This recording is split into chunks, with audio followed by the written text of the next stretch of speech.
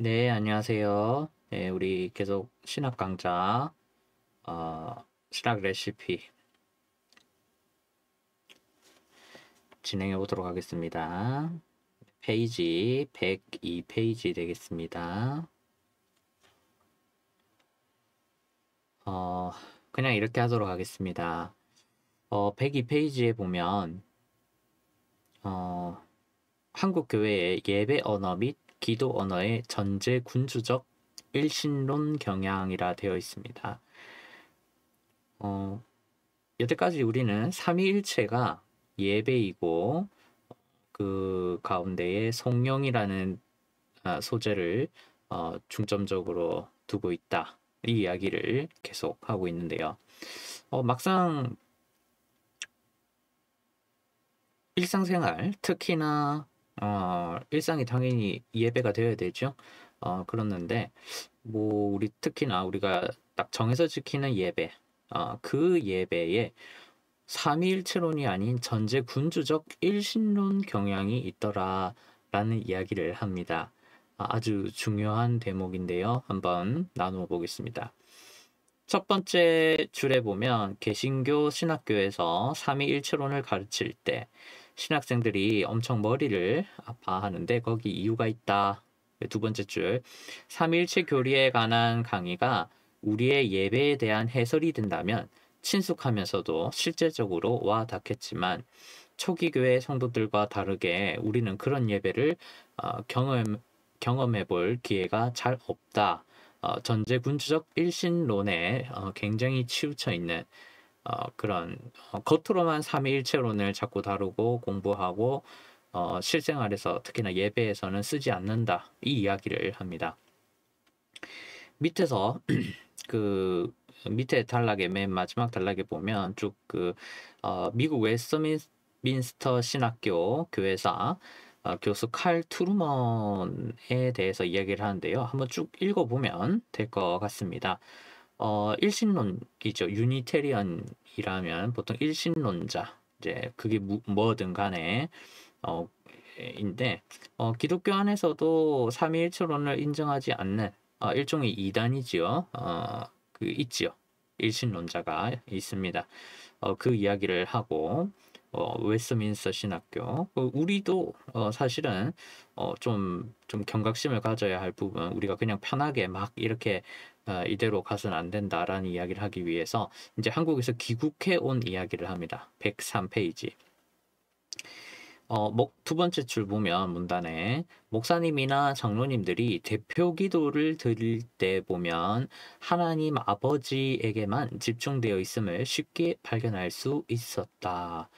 예수님은 기도의 내용 가운데서 찾아보기가 힘들고 마지막에 기도의 종교를 알리는 문구로 한번 나올 뿐이다. 그렇죠. 우리가 뭐 하나님 아버지 뭐 오늘 뭐 이렇습니다 저렇습니다 하고 맨 마지막에 그거밖에 안 하죠. 예수님의 이름으로 기도합니다. 이게 뭐 마지막 기도 끝내는 뭐 전형적인 그런 의식으로 그런 의식적인 끝맺는 그런 발성으로 여긴다.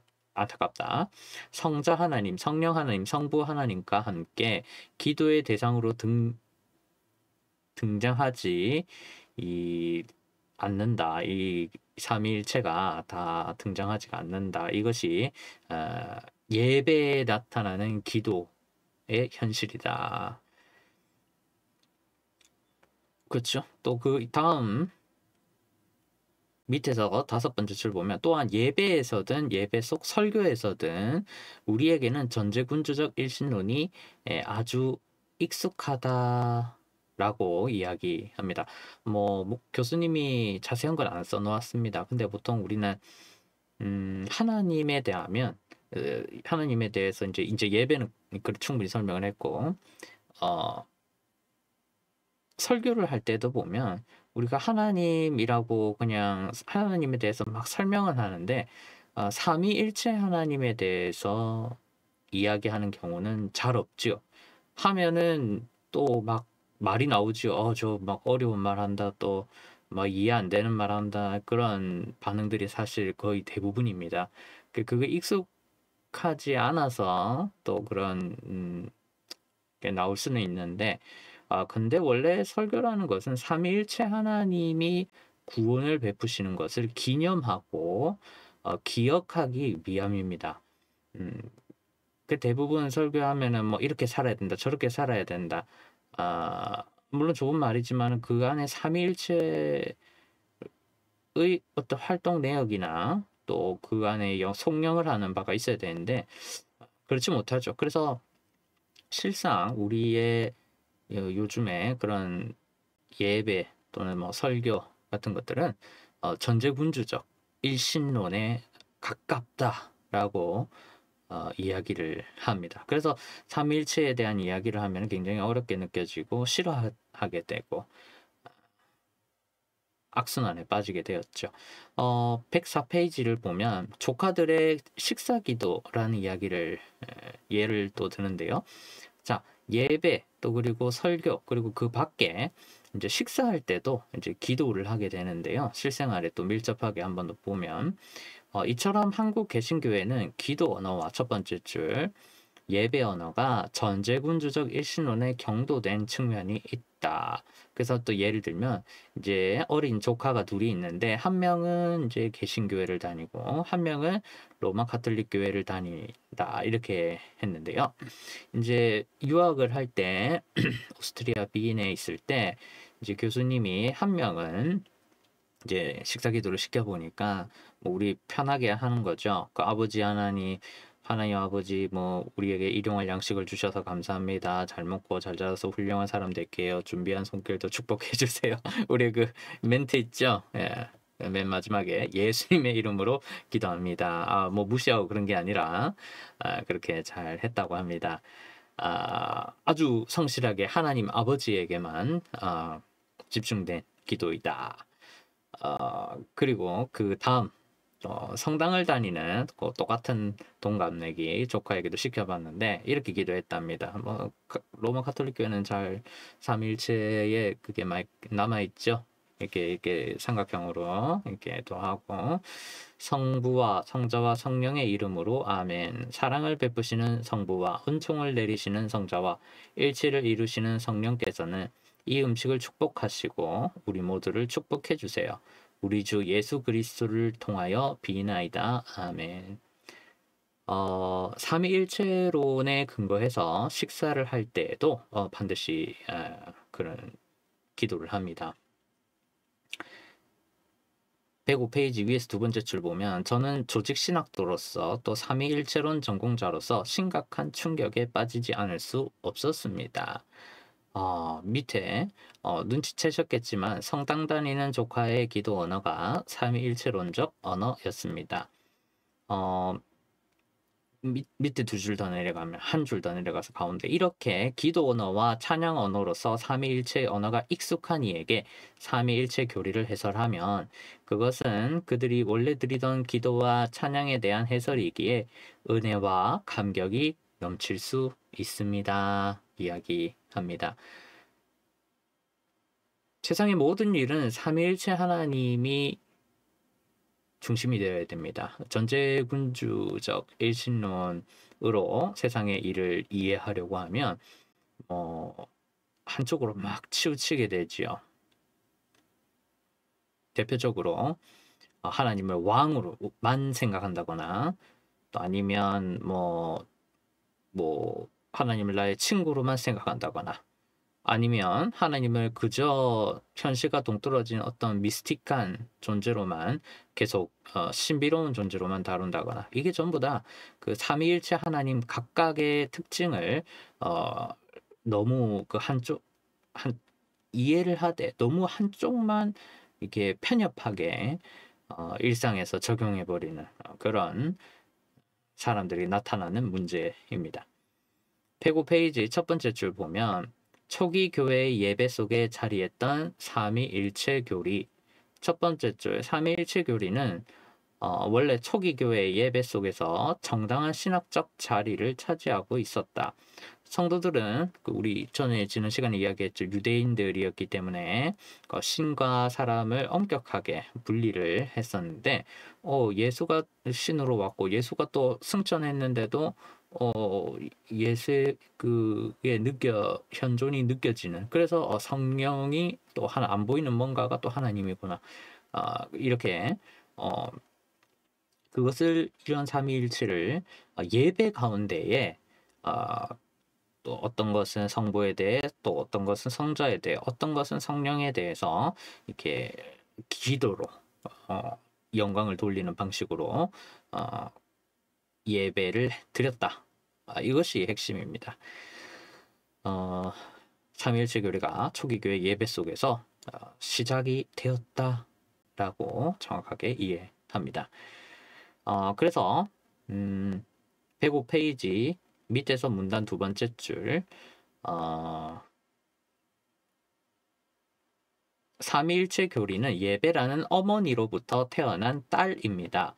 예전이 삼위일체 교리를 낳은 셈입니다.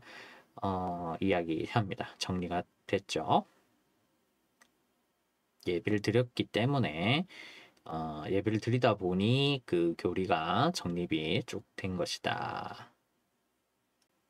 106페이지 두 번째 줄, 위에서 두 번째 줄, 이는 삼위일체 교리만의 문제가 아닙니다. 거의 모든 교리가 예외 없이 그렇게 형성됐습니다.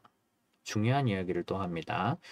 조직신학, 교의학을 공부할 때 교리가 예배 안에서 형성된 예배의 언어를 종합, 정리하여 해석을 덧붙이면서 형성된 것임을 깨닫는 순간부터 조직신학을 바라보는 새로운 지평이 열립니다.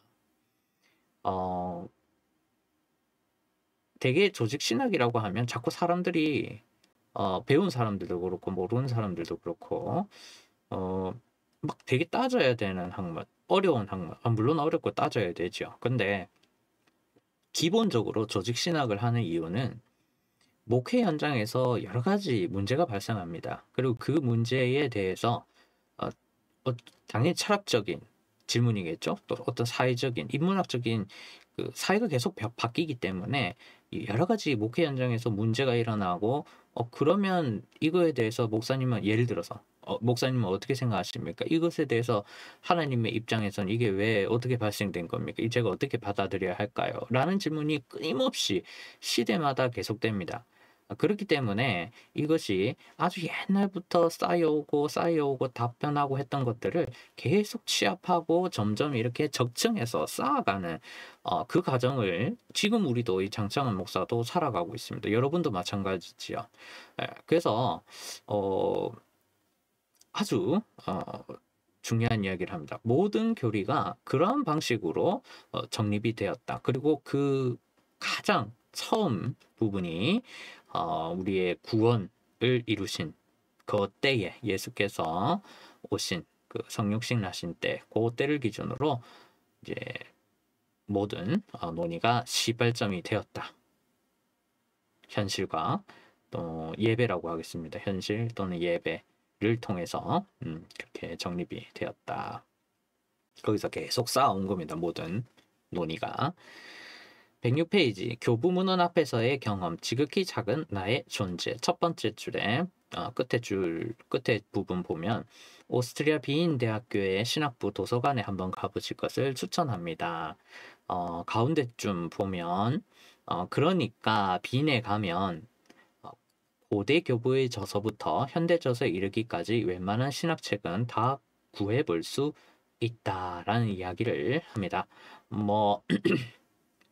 한 110만 권 정도가 이제 비인의 도서관에 여러 군데 이제 왔다 갔다 하면서 보면 있는데, 이제 아주 오래된 대학교죠. 빈 대학교, 독일 제국의 그 수도였죠. 1365년 개교했고, 그래서 유럽 안에서도 구하기 힘든 고문서를 굉장히 많이 가지고 있다. 교부들의 문헌을. 그래서 그 따로 이렇게 저도 들었는데 안 가봐서 모르겠습니다만은 교부 문헌을 소장하고 있는 서고실이 따로 있다고 합니다. 그래서 물론 아주 중요하고 아주 보호를 받아야 되는 것이겠죠. 그래서 그 서고에 들어갔는데 책이 너무 많아서 이거를 언제 다 볼 수 있나 이런 느낌을 다 너무 많아 가지고 받았다 이 이야기를 합니다. 그래서 나의 이 학문적 역량이 어 참 어 '많이 늘어야 되겠구나.'라는 걸 교수님이 생각했다고 합니다. 쭉 그냥 읽어 보시면 되고요. 마지막으로 당부드리고 싶은 이야기는 우리 같이 강좌를 하면서 사실 한국 교회에서 발생하는 대부분의 문제들은 이미 교부들이 다 정리를 해 뒀습니다. 지금 거기에도 책이 아주 많이 있다고 했지요. 그러니까 우리가 이제 그냥 2025 년인데요, 지금. 뭐 아주 오래됐습니다, 기독교는. 그 그 과정에 2000년 동안에 그 모든 사람들이 겪은 일들이 있겠죠. 절대 거기에서 벗어날 수가 없습니다. 그것을 발판으로 우리가 또 뭐 AI도 생기고 우주로도 가고 심해도 가고 뭐 이렇게 되는 거지. 그러니까 그것들을 잘 정리해 놓은 그 서고가 아주 크지 않습니까? 그것을 좀 잘 눈여겨볼 필요가 있습니다. 그 당시의 사람들이 어떤 문제를 어떻게 바라봤는지. 그래서 어떻게 했는지 그것이 이미 다 정리가 다 되어 있습니다. 아주 귀한 가르침들이죠. 그리고 그때 그 수많은 글들은 대부분 당시의 석학들이 다 최고의 석학들이 써 놓은 글입니다. 그렇기 때문에 한국 교회에서 발생하는 대부분의 문제는 사실은 이제 그런 교부들의 연구를 하면 웬만한 건 다 해결이 됩니다. 거의 대부분 해결이 됩니다. 뭐 AI 뭐 우주 탐사 뭐 한 요 정도 뭐 급의 뭐 그런 급의 새로운 신기술 개념이 아니고서는 우리가 일반적으로 신앙생활을 할 때에는 많이 또 해결이 되는 것들이 많지요. 사람 간의 관계, 뭐 돈 문제, 또 뭐 그렇죠. 명예, 또 가정 여러 가지 것들을 보고 또 그것을 확장해서 또 어떤 사회 변화가 있을 때에 대답을 할 수 있어야 되는 거죠. 근데 그렇게 하는 사람이 많지 않지요. 목사님들도 그렇고 장로님들도 그렇고 우리 권사님들도 집사님들도 좀 그렇습니다. 단순히 땜빵식으로 장기술을 써가지고 테크닉으로 그냥 막 이렇게 넘어가고 새를 불리고 뭐 어떤 일을 성취하고 이런 경우가 많습니다.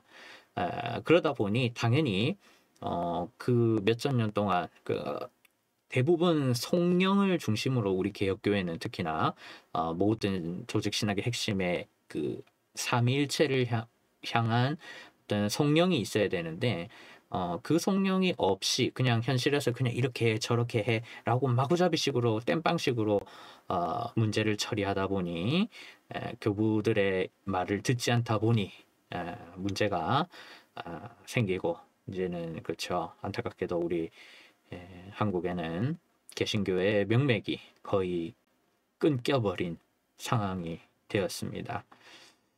네, 오늘은 이 정도로만 하고 다음 번에는 또 107페이지 이어서 하도록 하겠습니다. 감사합니다.